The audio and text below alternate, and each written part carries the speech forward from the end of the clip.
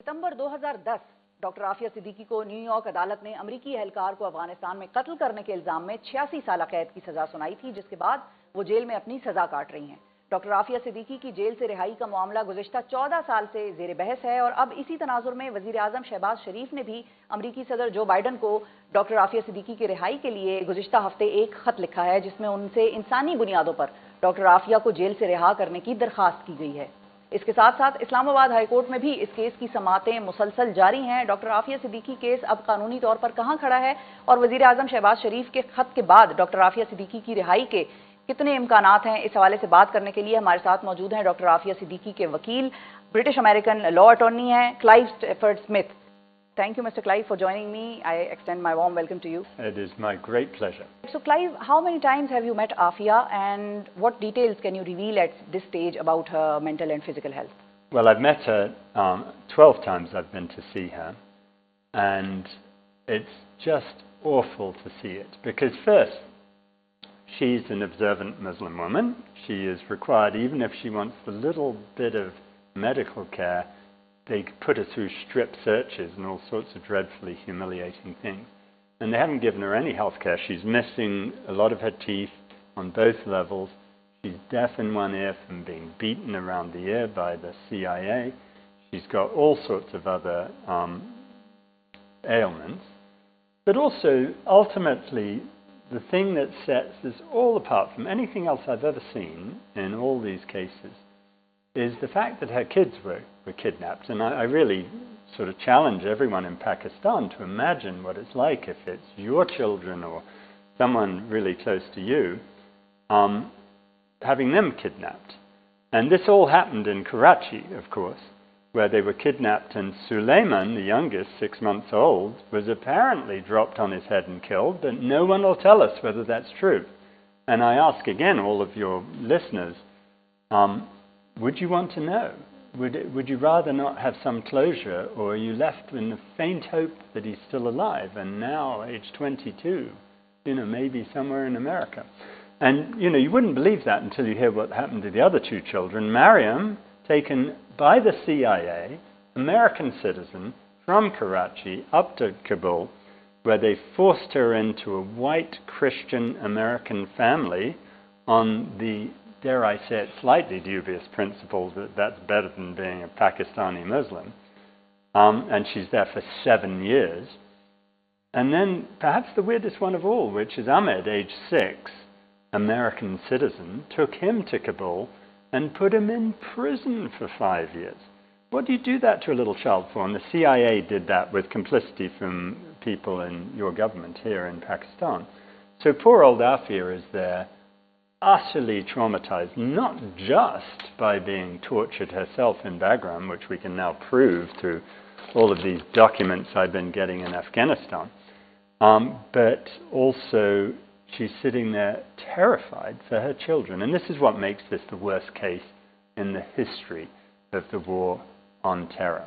Terrible details, Clive, that you shared, but you've also brought this magazine along, so which we were talking about right before the start of this program. What is the evidence in there, and what are you going to be building your case upon? Well, this is a tiny thing, really, but it's utterly compelling. Aafia tells me that she was tortured by the Americans into making up all this total nonsense about weapons of mass destruction. One of the things she wrote that was used against her at trial was how to kill a satellite. Now, I've asked you, I'm not sure if you know how to kill a satellite. I don't. Well, Aafia had written something out. It turns out that it is verbatim from this page of this Discover magazine, and it's written verbatim on another page of this magazine. And this magazine, published December 2007, only in paper in America. Aafia was then in these prisons in Afghanistan. Couldn't have got it unless the CIA brought it to her. So you got all of this little bits of evidence, but of course there are much bigger ones, such as the witnesses who have all told me about what really happened. Strange, very strange. But now coming towards the major evidence, on what major grounds have you filed the mercy petition, and what is your prime argument? Like, what are the major, what is the major evidence that is supporting your case? So this is in front of President Biden, and I'd filed an original thing that was 56,000 words, huge book, but which is really just what happened. And the truth is that goes through everything that the judge thought was true in 2008 and demonstrates actually that every single thing the judge was told was not true, including what the CIA was denying at the time, that Aafia was ever in their custody. But since then, I filed another thing just a couple of days ago about her prison records, which shows, number one, she's been very well behaved. I mean, 16 years, she's had 13 disciplinaries.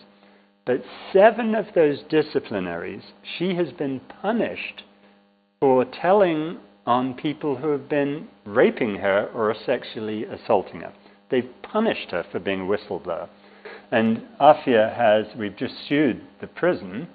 Aafia has been raped, in my view, at least twice. She's been a victim of sexual assault several times. And we have the evidence to prove that? And we have the evidence to prove it, not just from her, but there have been 13 of the employees of that prison have been convicted of rape in criminal courts, including a Christian minister. So, you know, that place is awful. So the clemency petition goes through everything that shows she was tortured. It goes through everything that happened before this happened. It goes through everything that happened in Ghazni that just didn't happen the way the Americans said it did. It goes through everything that happened in her trial that shows she had one of the most laughable trials in the history of New York. And then, equally important, goes through the horrible trauma she's been going through for the last 16 years. And you add that together to President Biden, who's lost 2 children of his own and is going to empathize with some of what Aafia has been through, and who really wants 2 things. One is to put the so-called war of terror behind him and behind America. And also, second, he wants to repair some of the damage with the world of Islam. But I think this is a very compelling presentation to him. Can you file a case against the jail authorities on these grounds? Oh, totally. And we've already filed that, and we're litigating that now in Texas. You know, that's really important for the 976 women who were with Aafia in that awful prison, FMC Carswell. But honestly, I don't want to just make her prison conditions better. I want her out of there and somewhere where she's secure with her family and loved ones. Okay, and for example, if the current American president, Joe Biden, does not show enough seriousness in this case, and before that, the American elections are held on November 5th, so then a new president would be, in the office. What is the strategy for that time then? So the great time to get Biden to do the right thing is between the election on November the 5th and the new president coming in on January the 20th. That's 10 weeks where he's still president, but even if Trump wins, Biden can do whatever he wants. So that's our moment in time. Now, I hope that'll work. Really, the best chance of it working is if your government behaves itself and does what its real job is. And I have told them that I'm not going to expose everything I know. I've got all sorts of evidence from secret people about what the CIA did. I've got people recorded. I'm not going to expose all that if your government does what their duty is with your passports, which your duty is to afford the bearer such assistance and protection as may be necessary. If your government does that and helps get her out, then I don't have to expose it all. Okay. Are you, Clive, disappointed with the proceedings in the Islamabad High Court? Well, I don't find anything bad about the High Court. I think, Justice Ijaz Khan is a really fine judge. I respect him immensely. I really do. He's been so good. I think the government has been pretty useless. And their desperate effort is to try to do nothing. And the judge has told them what their duty is, and he's read, what they're required to do. And I hope the government's coming around. And I don't mean that there aren't supportive people. I think the Prime Minister right now is very supportive of Fawzia and Aafia. I mean, we're not here to do any harm to anyone, right? All I want is Aafia out of that prison. I want her in a third country, not Pakistan or America. I want her where she can get treatment, not holding press conferences, not exposing all the evil things that people have done. I just want justice for her. Right. And what is the hope regarding this case? Like, do we have any precedents in the US look, I hate to say this, but it sounds very vain, but over my career, I've won 98% of the cases I've ever done. And that's not because I'm such a genius, it's because the injustice of it all. And I've had great support. I mean, here, my goodness, the Afghan government is so great in helping because they get it, right? They've been in Guantanamo. Clive, finally, I would like to know how much facilitation was given to you by the Afghan and the Pakistani government. I think there are lots of things about Afghanistan that people misunderstand now. One thing I'll say is it is the safest country I've been to for a long time, and the Afghan government have been so supportive. Their supreme leader in Kandahar has told them all, "You got to help, this is a horrible injustice." And this is because, let's face it, the poor Afghans have been on the receiving end for decades and centuries. I mean, the British tried to invade them 3 times, the Soviets did, and the Americans did. And so they get it, and they get what it's like to be on the wrong end of all this.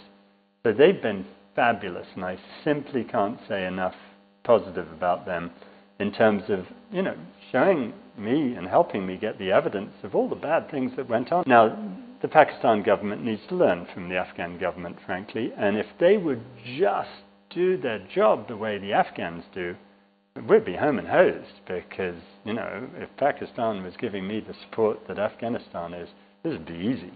So I hope they will, and I hope they will, because, you know, I like Pakistan. I have a lot of respect for this country. There are really good things about it that you don't want to mess up, like your constitution. And the rule of law is a fabulous thing that you really need to preserve.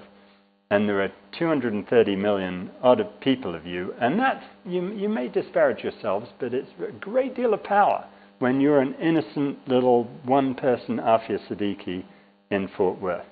So having your government really forcefully and honestly on side would be fabulous, and that's all I'm asking for. Thank you, Mr. Clive Stafford Smith. This was British-American attorney. We also hope that Aafia Siddiqui will be safe with her family and children very soon. Thank you, Clive, once again.